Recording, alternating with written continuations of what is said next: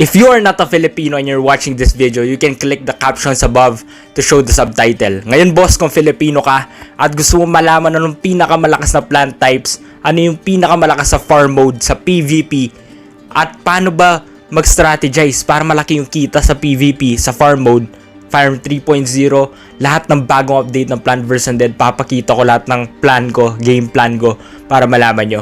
Ngayon mga boss, kung di pa kayo nakaka-sign up sa Plant vs. Undead, baguhan pa lang kayo, meron din akong playlist dyan sa description below para makita nyo lahat ng videos ko about Plant vs. Undead. Ngayon simulan na natin, wala ng intro pa. This is Dungeon the Capital Master, like and subscribe mga boss. Panoorin natin. Magsimula tayo sa pinakamalakas sa PvP mode. So mamaya mga boss, tuturo ko sa inyo paano laruin yung PvP, paano ba gagamitin yung energies, paano mag-level up ng plants sa PvP, paano i-position yung mga plants para talagang mapatay nyo agad yung undead bago pa dumating sa Mother Tree. So tuturo ko yan mamaya. Pero bago yan mga boss, ano nga po yung best plant types para sa PvP? So ang dami nagtatanong nito mga boss, pero sasagutin ko lahat ngayon yan kung ano yung best plant type sa PvP. So simulan na natin sa number 1. Ang strongest plant ay Electro. Tama ang narinig niyo mga boss, sa farm type man yan, sa PvP, pinakamalakas ang Electro. Number 1 plant pa rin yan. So mamaya explain ko kung bakit. Panoorin nyo hanggang matapos tong video na to dahil marami kayong matututunan hanggang sa dulo. So number 2, tiebreaker mga boss, Ice at Wind. So Ice at Wind ang number 2 na tiebreaker na pinakamalakas na plant sa PvP. Explain ko rin mamaya kung bakit. Number 3, Light. So Light, kahit sa farm, okay, sa farm naman pinakamahina ang Light na plant, pero sa PvP mga boss, number 3 na pinakamalakas ang Light na plant. So explain ko yan mamaya kung bakit. Number 4, nagtatay naman ng either Fire, Metal, Parasite. Okay? Tapos 5th, either Dark, Parasite. So nasa inyo na yan kung ano yung 4th at 5th nyo. Interchangeable yan. Kasi yung Fire malakas sa damage, pero hindi siya walang ganong kalakas na modifier yung Fire. So explain ko mamaya ano yung sinasabi ko para maintindihan nyo mga boss. Ngayon, punta naman tayo sa farm mode. Sa farm mode, or yung Farm 3.0 and yung upcoming updates pa na farm, ano yung pinakamalakas na plant type? Number 1, individual plants muna tayo. We're not talking about the group plants here. So individual muna tayo, wala pa yung synergy effect. Hindi pa natin pag-uusapan yung synergy. So individual, ano yung pinakamalakas na pang farm na plant? Number 1 ay Electro pa rin. So PvP man yan, farm mode, number 1 Electro. Number 2 na pinakamalakas pang farm na plant ay Fire, tapos Wind, tiebreaker, okay? Fire, Wind, Water, Ice. So nasa inyo na paano nyo i-order tong number 2 ko. 4 yung pinili ko, yung choice ko. Kasi mga boss, malalakas talaga yung 4 na yan, pang farm. Ngayon, number 3 ko, Parasite, Dark, tsaka number 3 ko, Parasite, Dark, tsaka pwede na rin kasi yung dito pwede na rin kasi yung Metal dito mga boss. Pero gagawin ko siyang number 4. Para sa akin, number 4 yung Metal kasi ang tagal ng duration niya. So maraming ang LE, pero tandaan nyo, ang game system natin every week tumataas ng 10% yung LE to PVU. So kung magme-metal plant ka, ang tagal mo maghihintay bago makuha yung LE, tas na ma-minus yung percentage. So yung value na makukuha mo, di na gano'ng karami. So yun yung best plant types kung pipiliin nyo. Number 4 yung metal. Ngayon mga boss, pag-uusapan naman natin kung ano yung pinakamalakas when it comes to synergy. So pag sinabi synergy na plant, ito yung pag magsama-sama na farm type, ano ba yung pinakamalakas pag magsasama-sama kayo.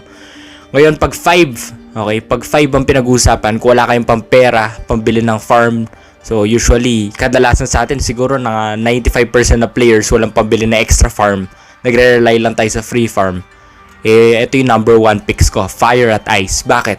Kasi ito lang yung may 5 synergy na magkakasama na plants na malakas yung effect. So yung Fire, ang effect niya ay wala na siyang weakness. So lahat ng weakness niya, negative stats sa mga weather.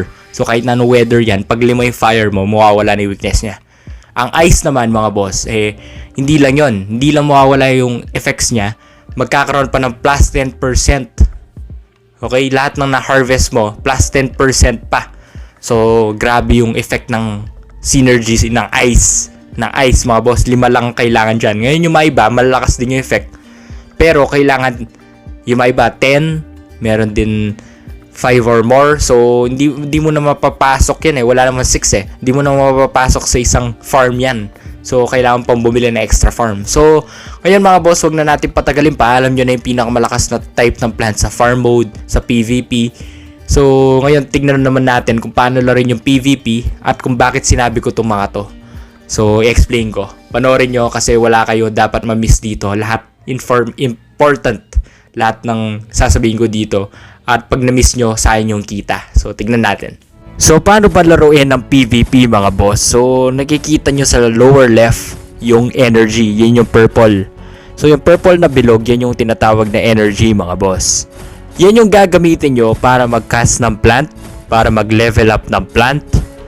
Yan. So, dumadami yan kada hits nyo sa kalaban. So, kada malakas yung hits nyo or damage sa kalaban, dumadami yung purple na yan. Ngayon, kada patay niya sa mga kalaban, nagda-drop yan ng PVU. Ano ba yung PVU? Yun yung in-game token, yung green. Yan yung green na yan. Pero di pa natin alam kung yan mismo ay convertible to cash na. To convertible to BNB, hindi pa natin alam. Wait natin announcement. Pero what we know today is ito nga. So, yung di-discuss ko ngayon, yung alam natin in this current time. Okay? Ngayon mga boss, paano ba ipo-position yung mga plants? So, pwede nyong i-position yung plants according na gusto ninyo. Pwede nyong i-swipe lang. So, swipe left, right, up, down, pwede. Ngayon mga boss, kada deploy ng plant, okay, kada lapag nyo ng isang halaman na bago, 10 energy ang kailangan. Tandaan nyo to mga boss ha. Kada lapag ng isang plant na bago, 10 energy. Hindi kayo makakalapag ng 10 plant, 8 plant, kasi 8 lang yung pwede sa game na to, na plant, excluding yung mother tree. Hindi kayo makakalapag ng 8 na plant hanggat wala kayong energy na sufficient. So, kada isa, 10. So, para lapag nyo yung 8 na halaman nyo, kailangan nyo na 80 energy. Okay, maliwanag mga boss. Ngayon, titingnan nyo, kada wave, merong price. So, ito, wave 4 na ako. Madali pa yung mga kalaban. Ngayon, bakit di ako nagle-level up? Kasi gusto ko malapag ko muna lahat. Ngayon, iba-ibang strategy to. Ang suggestion ko is lapag nyo muna lahat ng plants nyo tapos i-level up nyo agad. So, yung mga iba kasi in-advise sila, level up nyo muna isang plant ng level 5 nyo na sagad para malakas na yung output damage niya o yung skill niya. Akin naman, bakit hindi mo muna ilapag lahat ng plant mo? Kasi same lang naman, at least magagamit mo yung effect nila. For example, dito wala pa yung electric. So, yung electric, nagsastan yan. So, mamaya, sa katapos nitong video na to, i-explain ko anong ginagawa ng each type of plant. Kaya panoorin ninyo mga boss para alam nyo anong ginagawa ng electric sa PvP, anong ginagawa na ice, anong ginagawa na fire. So, i-explain ko yan mamaya para alam nyo yung gagawin ninyo. Ngayon mga boss, panoorin muna natin tong gameplay na to. So, yung nakikita nyo sa lower right, yung skull na minus, yan yung total HP nila. So, pag naubos yan, for example to 0%, matatalo na sila. So, tapos na yung wave na yon, kumbaga. So, yun yung wave na life nila or wave expectancy. So, pag namaminus yon, yung bungo sa lower right, natatalo mo na yung mga kalaban. So, hanggat di naubos yan, for example, 95 na yon. So, 91 na lang, 90. Hanggat di naubos yan, hindi pa natatalo yung mga kalaban. So, yung sa lower left naman, yun yung mother tree mo. Yan yung pinaka ginaguard mo dito. Yan yung pinaka binabantayan mo dito, boss.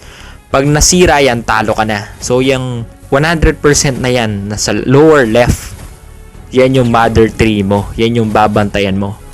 Ngayon, mamaya tuturo ko yung positioning para perfect na hindi ka agad matalo dito. So, kung titignan nyo, ano yung lumilipad na halaman na yan, na mga kalaban, I mean, yung butterfly na yan, kanina may bat na lumilipad.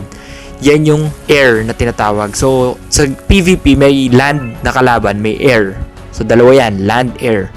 Kada plant mo, may nagta-target sa land, may nagta-target sa air. Mamaya explain ko ano yung mga nagta-target sa air lang. So, yung mga air plants or air creatures na kalaban, air, kung ano man yung tawag nyo dyan, air undead, air creatures ng kalaban, hindi tumatalab yung ice wall dyan. So, nakaka-skip sila sa ice wall. Kaya kung may ice kayo, hindi gagana dyan. Pero na lang kung may wind kayo. Kung may wind kayo, mapupush pa babalik yan. So yun yung kinaganda ng wind. So kung puro air yung mode, sana i-warning tayo, no, sa mga kalaban natin. So kung puro air creatures, maganda may wind kayo para mapabalik nyo sila. So ang ginagawa ng mga wind plants, ibabalik nila pabalik yung mga creatures ng kalaban. So 2 blocks away. So lakas. Tapos yung electro naman may stun. So yung mga damage ng plants, i-explain ko mamaya after nitong PvP na pinapanood nyo ngayon. I-explain ko mamaya yan. Kaya abangan ninyo. Huwag kayong umalis sa video na to ngayon kasi marami pa kayong malalaman na magdadagdag sa kita ninyo. Tingnan nyo yung PVU na binibigay sa akin ngayon, mga boss. 4.2 na.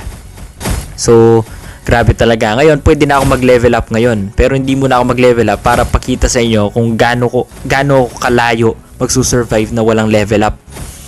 So tingnan nyo mga boss, 46% pa yung life ng mother tree ko. Nalapag ko na lahat ng plants. So bibigyan din tayo ng free plants mga boss. So kung mag-worry kayo, wala kayong plant, at least meron kayong 1 plant, pwede na kasi 9 plants yung free dito.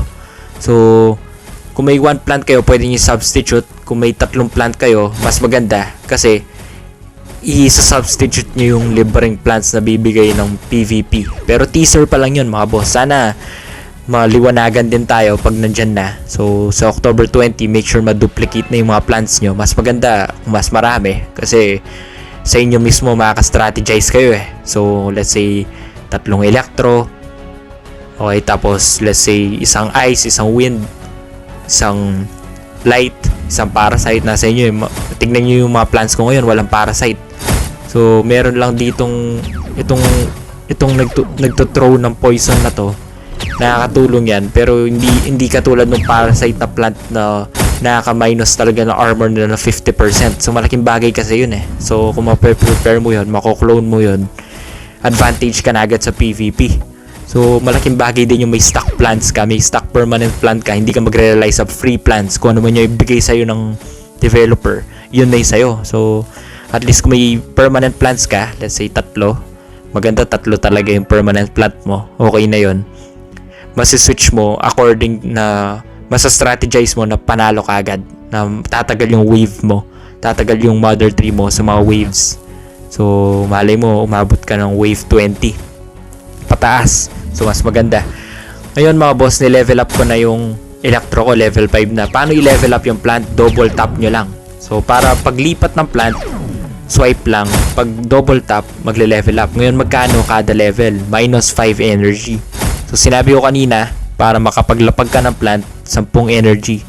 Para maka-level up ka, 5. Okay, malinaw tayo mga boss ha. Ngayon, kung titignan nyo yung kada plant, meron silang mga logo sa baba. So yan, sinitch ko yung electric ko doon. Ang reason yan, kaya gusto kong i-switch yung electric, kasi yan yung nagsa-stun talaga. Ang problema lang sa electric, matagal yung cooldown niya para i-stun lahat ng kalaban. So may cooldown yan para i-stun lahat ng kalaban. Ang kinaganda naman yan, lahat ng nasa-stun niya 2 seconds, di gagalaw. So laking bagay nun mga boss. Ngayon, itong ice wall na to, kung may plant kayo na ganyan, automatic yan yung gagawin yan. Kasi baka hindi kayo bigyan na free plant na ganyan. Ang laking bagay niyan. So nasa slow sila. Tingnan nyo, ang bagal nila mga boss. Kung hindi na slow yung mga yan, mas mabilis akong matatalo. So mukhang ito na yung last wave ko, kasi hindi na kaya to.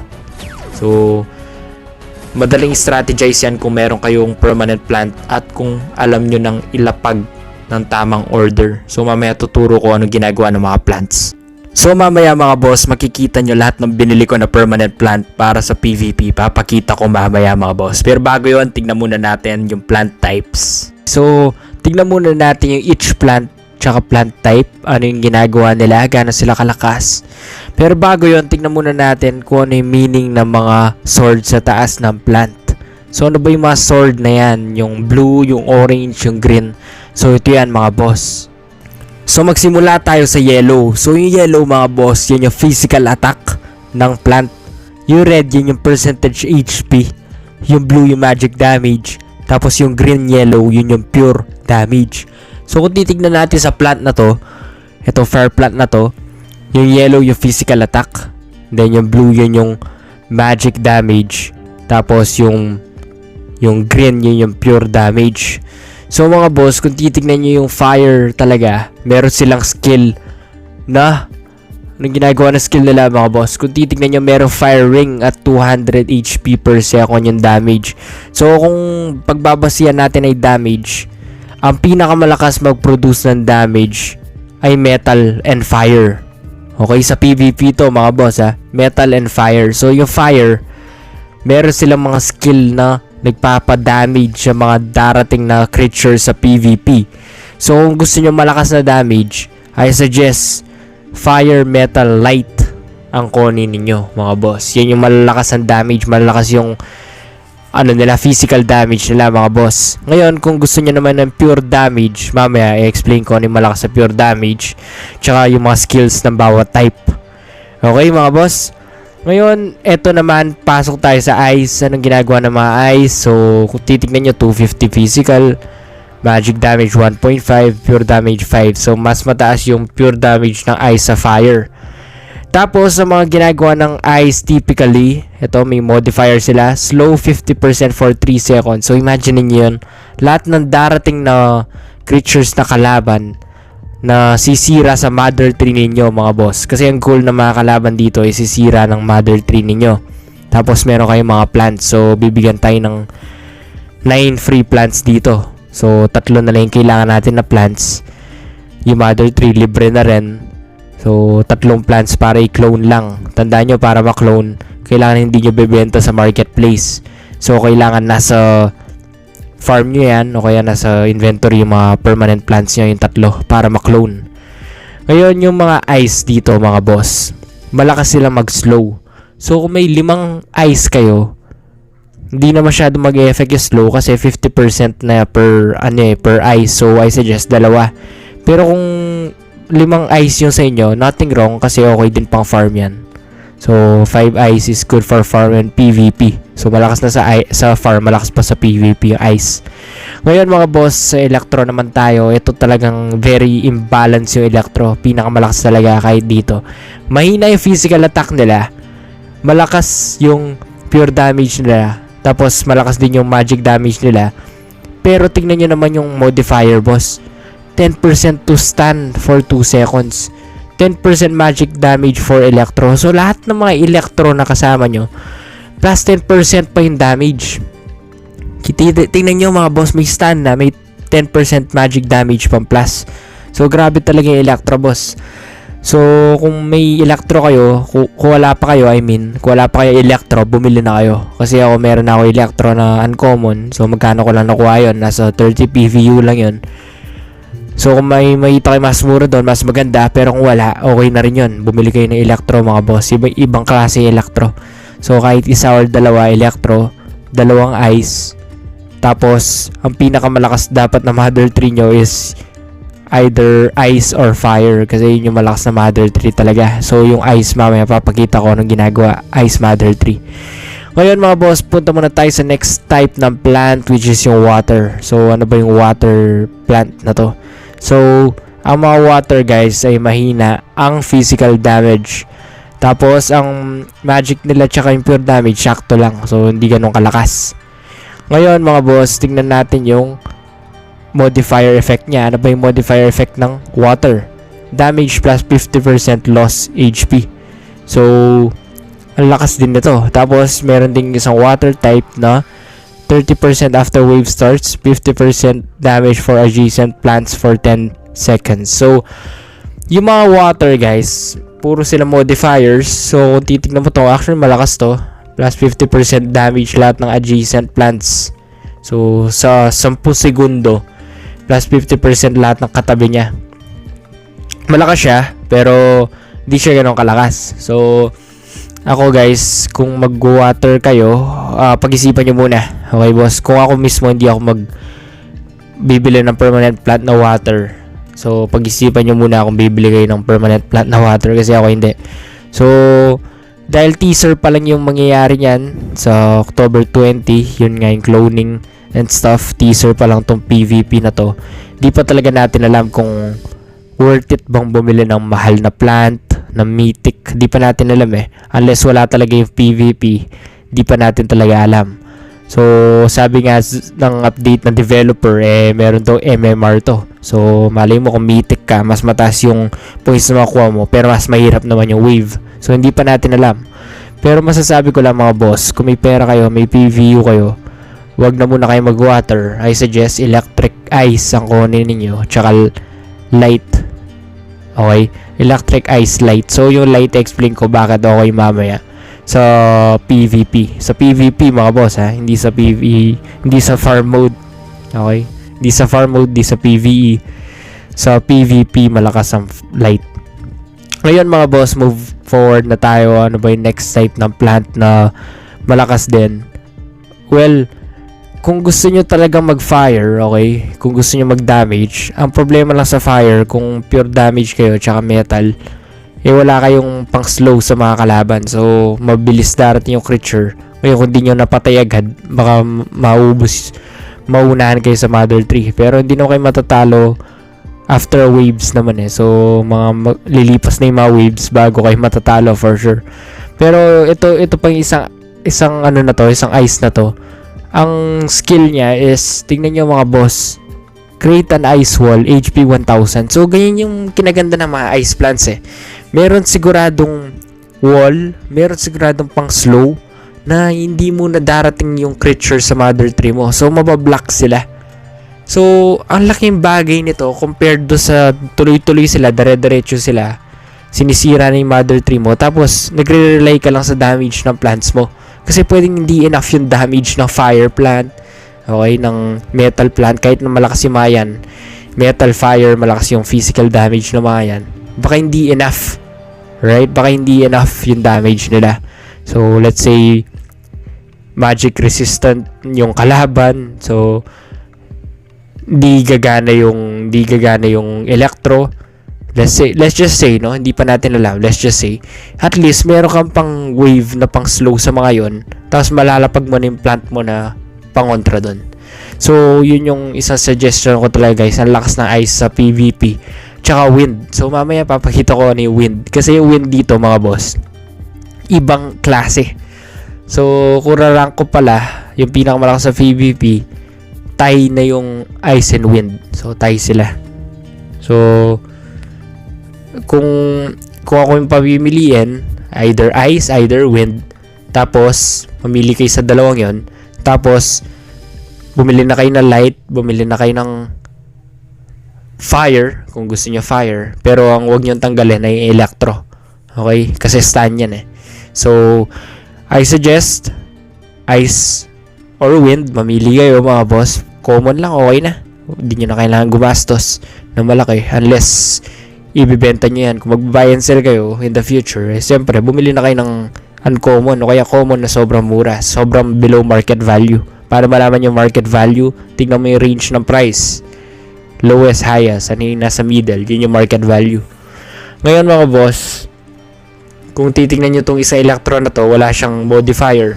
Pero ang lakas ng niya. So baka pag common siguro mga boss, pag common, walang modifier. So hindi pa natin alam talaga So yung mga iba, meron silang mga skills na modifier, yung mga iba wala. So I think this depends on the rarity of the plant. And kung uncommon siya, rare or mythic, mas malakas. So, makikita pa lang natin yan sa PvP. Pero at least nagkakaroon na kayo na idea. So, ito wind to mga boss. Tingnan nyo yung skill niya. Plus 75% self-buffing. So, yung attack. Grabe mga boss. Tapos, ito pa yung isang wind. Play ko rare to 300 sword niya. Yung physical attack. 1.5 magic. 4% pure damage. 15% pushback 2 squares. This plant attack speed increases by 100% for 10 seconds. Aura plus 20% self-attack speed.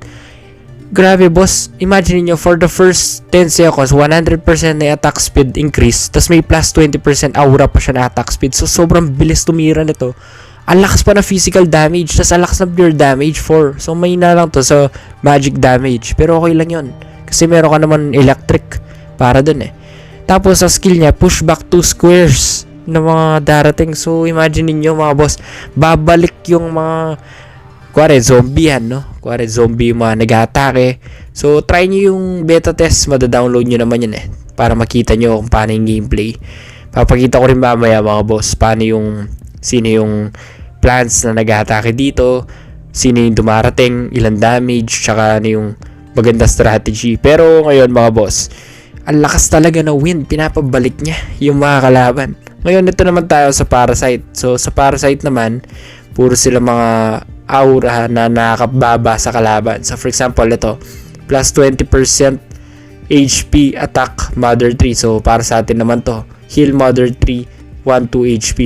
So meron silang aura na pwedeng makatulong sa mga plants mo, pwede rin magpababa ng armor ng kalaban. So malakas yung Parasite. So yung Parasite, nasa 4th ko to, or 5th I think. So nasa 4th choice ko to or 5th. So hindi ganun kalakas, pero malakas siya kung let's say wala siya sa top 3 ko pero let's just say na pwede nang magpasok ng 12 plants na sa'yo mismo. Let's just say inalaw ng PvP yun. So depende yan papasok sigurado itong Parasite. So nasa top 4 or 5 ko siya. Ngayon punta naman tayo sa next na Ice. So ito na naman, Freezing. So mukhang may ice ako dati na ganito, binenta ko mga boss. Pero to nagfi-freeze sa ad ground. So freeze an air undead. So pag may dumating na undead na air, mafi-freeze siya. So 10 segundo. Imagine yun mga boss, 10 segundo na. Ilan na yung mga undead na dumalaw sa'yo. Naka-freeze pa yung air undead na yun. Pero air undead lang yung pwede dito. So pili lang siya. So kung may plant kayo niyan, ngayon yung gagawin niya most probably. So by plant pala to, hindi by rarity. Tignan nyo mga boss ha. Tapos ito naman, dark siya obviously. After 20 seconds, create a mild mini black hole full of undeads towards itself every 10 seconds. So ito naman nagkakaroon ng mini black hole. So malakas din to mga boss. Combo to actually. Pwede mong i-pull yung undeads dun sa ice wall. Tapos masastuck sila dun ng 10 seconds. So combo mo to sa ice. Pwede mo rin combo to sa electric or sa wind. So kapul nito, pupul niya, 'di ba? Tapos maglalapag yung electric, pupush niya. So parang pinaglolo ko mo yung mga kalaban. So okay din to mga boss. Ngayon naman, ito naman sa susunod, Electro. So bouncing 5 times Thunderbolt. Range 2 damage per target 250. So kahit 0-0-0 yung attack nito mga boss, yung skill naman niya grabe. So may 250 damage ka na per target, 2 square shield range, 10% skill 1 effect, 40% mini stun, 30% recast of all skills mga boss. So yung mga Electro talaga kakaiba no? Ang lakas. Biruin mo to, 250 damage na per target, tapos may stun pa. Tapos pwede pang i-recast na 30% chance para i-recast mo. Grabe talaga yung Electro mga boss. Grabe yung... Kaya I suggest talaga unan yung bilhin na plant Electro Swerte ako, meron na ako. So in-advise ko rin yan sa mga farming. Malakas talaga yung Electro. Malakas din pala dito sa PvP. Ngayon mga boss, ang wind naman, ito na naman wind. So attack speed as usual for all wind plants. So plus 10%. So kung may ganito kayo na plant na wind, so swerte rin kayo kasi attack speed yan. Pero hindi ganun kalakas tong wind plant na to. Mas malakas yung nagpupush ng undead patalikod ng 2 squares. So lastly, itong fire plant naman. So walang damage ng fire na to, pero merong meteor na nagda-damage ng lowest HP undead, 10% instant kill. So ito naman parang assassinate mga boss. So kung 10% HP na lang, papatayin na niya. Hindi na kayo magsasayang ng oras para hintayin niyo yung ibang plants, patayin yung undead na yun. So yun mga boss, try natin tong ID search na to kung gumagana. So hindi siya gumagana kahit nalapag ko yung ID ng plants ko. So sana maging prepared kayo no. Tuturo ko naman ngayon yung Mother 3. So kung nakikita nyo mga boss, etong una na to ay yung fire plant. So ito yung fire plant. Ginagawa niyan, kadalasan kasi sa mga Mother 3 mga boss, paalala lang, pare-pareho lang yung physical attack na mga yan. So nagkakaiba lang sa skill. So itong una yung fire Mother 3, 100 physical attack or 500. Tapos ang ginagawa niya is nagre-release siya ng lava wave. So killing all undeads in the nearest square. So ang lakas nito. Mga boss, kung may fire mother tree kayo, sobrang OP kasi lahat ng katabi niyang mga undead mamamatay na agad. So very OP itong fire mother tree na to. Kung may first plant kayo or mother tree na bibilin, fire na or ice. Papakita ko yung ice mamaya. So ito naman next is yung electric. So ito naman, light beam all undeads for 50 damage, cooldown 30 seconds, plus 20% to all electro plants. So malakas din to, pero hindi siya ganun kalakas na mother tree. So ang pinakamalakas para sa akin na ito, push away all undead for 2 squares. Tapos may passive skill siya na create spike trap. Second square every 10 seconds stun, 2 seconds stun, 250 damage, tas may plus 10 damage to all plants mga boss. Kaya gusto ko to kumpara doon sa fire kasi yung fire kailangan malapit na yung undead bago niya mapatay. So paano kung may long range na undead na nagda-damage sa mother tree mo, hindi mo mapapatay yun. Di katulad nito, lahat ng plants mo plus 10% damage, may spike trap pa siya, may stun pa siya, tas may push pa siya, push away. Passive pa to mga boss, passive. So yung Trigel dito, push away 2 squares, all undeads, 30 seconds cooldown. So punta naman tayo sa positioning strategy mga boss. Ang ginagawa ko talaga, nilalapag ko sa harap lahat ng plants ko na una.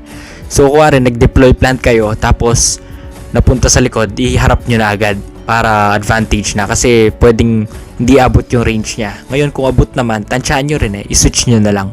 So iharap nyo, yun yung mga first plants nyo. Ngayon, ano ba yung magandang iharap na plant? So pinakauna, ice talaga. Kasi ang maganda sa ice, maglalapag na siya na ice wall.